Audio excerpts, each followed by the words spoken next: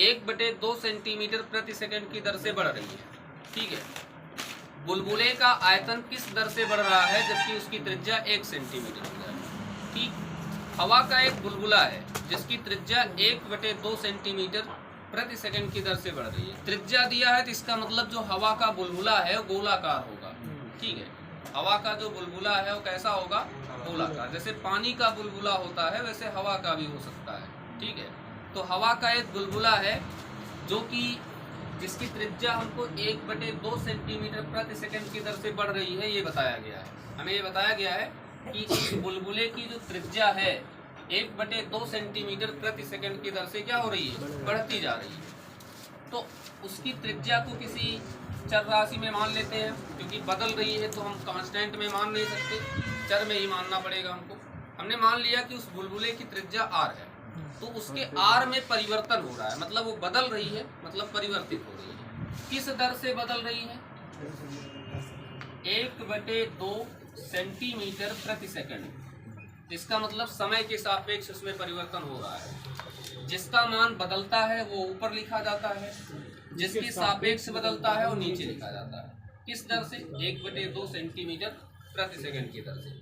फिर कह रहा है बुलबुले का आयतन किस दर से बढ़ रहा है, ये हमको बताना है। जब त्रिज्या बढ़ेगी तो आयतन तो बढ़ेगा ही, है ना।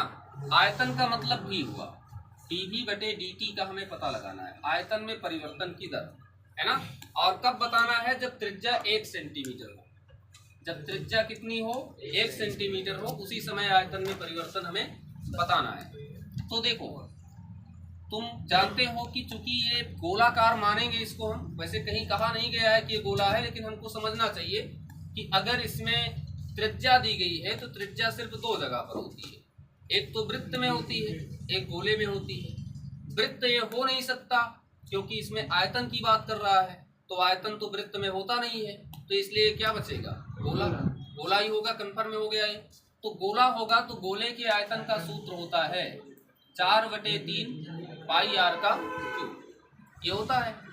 अब इसको ले जाकर हम यहाँ पे रखेंगे तो dV/dt बराबर में d/dt और v का मान 4/3 पाई r का क्यूब, ये हो गया।